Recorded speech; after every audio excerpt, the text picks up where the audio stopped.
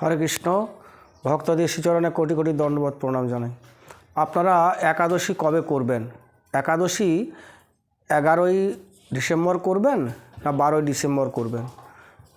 এবার আপনি বৃহস্পতিবার করবেন না বুধবার করবেন? অর্থাৎ 25শে অঘ্রাণ বুধবার করবেন না 26শে অঘ্রাণ বৃহস্পতিবার একাদশী ব্রত করবেন, বা একাদশীর নাম কি, এই নিয়ে আপনাদের কাছে বিস্তারিতভাবে আলোচনা করা হচ্ছে। আপনারা অত্যন্ত মনোযোগ সহকারে শ্রবণ করবেন।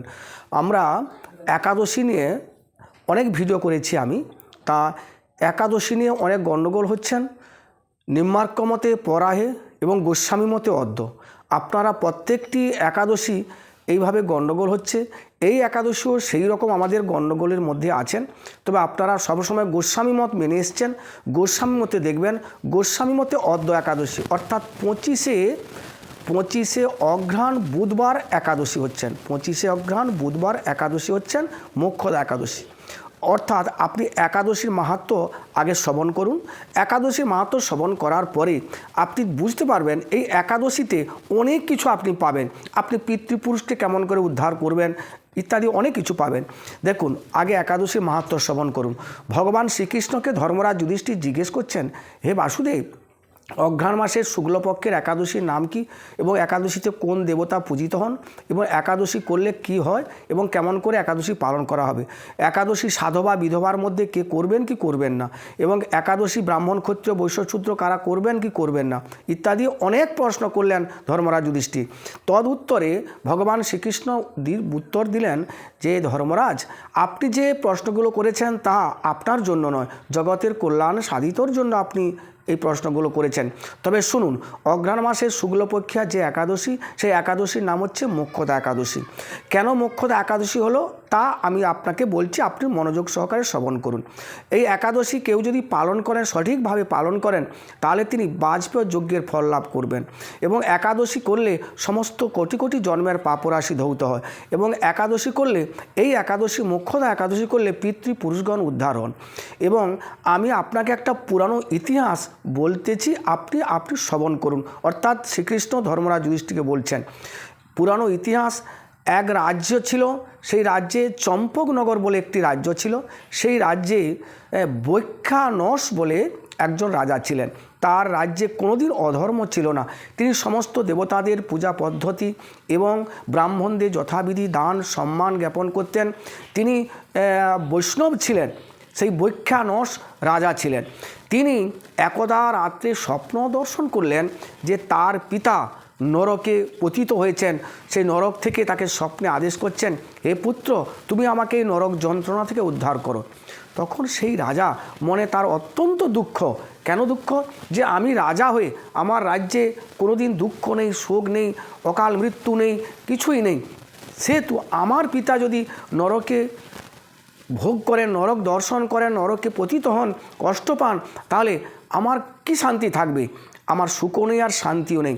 তখন সমস্ত রাজ্যের ব্রাহ্মণদের ডেকে এনে তিনি একটা সিদ্ধান্ত নিলেন যে, হে ব্রাহ্মণগণ, আমি রাজা হয়েও আমি কোনোদিন পাপকর্ম করিনি জ্ঞানত। আমার পিতা কেন নরকে দর্শন করছেন, নরকে পতিত হয়েছেন, তাই আপনার একটা বিধান বলুন। ব্রাহ্মণগণ বলছে, হে রাজা, আপনার রাজ্যে এই চম্পকনগরের শেষে আপনার একটি আশ্রম রয়েছে, এক সন্ন্যাসীর আশ্রম রয়েছেন। সেই সন্ন্যাসীর আশ্রমে আমরা সবাই যাই, চলুন। সেই সন্ন্যাসী হচ্ছেন পর্বত মুনি। সেখানে আমরা গিয়ে আমরা ওনাকে জিজ্ঞাসা করব। কেন না, উনি হচ্ছেন ত্রিকালজ্ঞ। তিনি ত্রিকালজ্ঞ সন্ন্যাস, তা উনি ভূত ভবিষ্যৎ বর্তমান জানেন। আমরা জিজ্ঞেস করব, চলুন। সমস্ত ব্রাহ্মণগণ মিলিত হয়ে তারা পর্বত মহারাজের আশ্রমে উপস্থিত হলেন।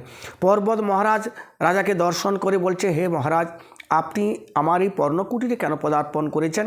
মহারাজ বলছেন যে, আপনাকে দর্শন করে আমাদের পৃথিবীর যত পুণ্য আমাদের অর্জন হলো, তা আমি অত্যন্ত একটা বিপদে পড়েছি। আমি ভোরের বেলায় স্বপ্ন দর্শন করেছি যে আমার পিতা নরকে পতিত হয়েছেন।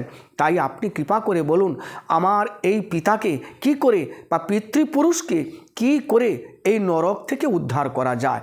তখনই পর্বত মুনি একটু ধ্যানস্থ হয়ে তিনি বললেন, দেখো মহারাজ বৈখ্যানস, তোমার পিতা এই নরকে পতিত হওয়ার মূল কারণ হচ্ছে যে এই আগামী জন্মে উনি অত্যন্ত কামাচারী ছিলেন। এই কামাসক্ত থাকার জন্য তিনি এই জন্মে তাকে নরক ভোগ করতে হচ্ছে। তোমার একটি মাত্র সিদ্ধান্ত, একটি মাত্র উপায় আছে যে একমাত্র এই তোমার পিতাকে এবং পিতৃপুরুষকে উদ্ধার করার জন্য অঘ্রাণ মাসের শুক্লপক্ষের একাদশী মোক্ষদা একাদশী, এই একাদশী যদি পালন করো, এই একাদশীর দেবতা হচ্ছেন দামোদর ভগবান। ধূপ দীপ নৈবেদ্য পুষ্প গন্ধ ইত্যাদি নিয়ে আপনি যদি যথাবিধি মতো একাদশী পালন করেন, তাহলে সেই কিঞ্চিত পুণ্য যদি তার পরের দিন দ্বাদশী দিন আপনি আপনার পিতাকে উদ্দেশ্যে দান করেন, তাহলে আপনার পিতৃপুরুষগণ উদ্ধার হবে। এই কথা তিনি সিদ্ধান্ত দিলেন। রাজা বাড়ি ফিরে এসে একাদশী করলেন। সমস্ত ব্রাহ্মণগণ মিলে, প্রজাগণ মিলে সবাই একাদশী করে দ্বাদশী দিন যথাবিধি দ্বাদশী দিন ওই কিঞ্চিত পুণ্য ভগবান দামোদরকে বললেন, হে ভগবান দামোদর, আমার পিতৃপুরুষকে উদ্ধার করুন নরক থেকে। এই কিঞ্চিত দানের জন্য পিতৃপুরুষগণ স্বর্গ থেকে পুষ্পবৃষ্টি করলেন। পুষ্পবৃষ্টি করার পরে বলছেন, হে পুত্র, আমি তোমার এই একাদশীতে আমি মুক্ত হয়েছি, আমি মুক্তি হয়েছি, তা তুমি ধন্য। এই বলে তিনি চলে গেলেন। এই হচ্ছে একাদশীর মাহাত্ম্য। এই একাদশী করবেন 25শে অঘ্রাণ বুধবার আপনি একাদশী করবেন এবং পালন করবেন 9টা 45 মিনিটের মধ্যে পালন করবেন। তার পরের দিন দ্বাদশীতে 9টা 45 মধ্যে পালন করবেন বলতে মহাপ্রসাদ সেবা করবেন। আর আপনি একাদশী দিন যথাবিধি একাদশী করবেন। ব্রাহ্মণ ক্ষত্রিয় বৈশ্য শূদ্র প্রত্যেকের একাদশী করা কর্তব্য এবং সাধবা বিধবা 8 থেকে 80 বছর পর্যন্ত একাদশী করা কর্তব্য। একাদশী দিন বিশেষ করে আপনারা এটা মনে রাখবেন, একাদশী দিন যেমন অন্ন সেবা করতে নেই, একাদশী দিন অন্ন দানও করতে নেই। একাদশী দিন যদি অন্ন দান করেন, আপনি দাতা গ্রহিতা উভয়ে নরক দর্শন করবেন, উভয়ের পুণ্য ক্ষীণ হবে, নরক দর্শন করবেন। আপনি যথাবিধি একাদশী করুন। দশমী দিন আপনি কাংসপাত্রে না সেবা করে সাত্বিক আহার করবেন এবং একাদশী দিন যথাবিধি একাদশী করবেন। একাদশীতে কেবলমাত্র ফলমূল জল সেবা করবেন, ভগবানকে দিয়ে সেবা করবেন, একাদশী করবেন যথাবিধি। পরের দিন 25শে অঘ্রাণ বুধবার একাদশী করবেন, মোক্ষদা একাদশী, এবং 26শে অঘ্রাণ বৃহস্পতিবার আপনি পালন করবেন দ্বাদশী 9টা 45 মিনিট মধ্যে। সবাই একাদশী করবেন, সবাই সুস্থ থাকবেন। হরে কৃষ্ণ।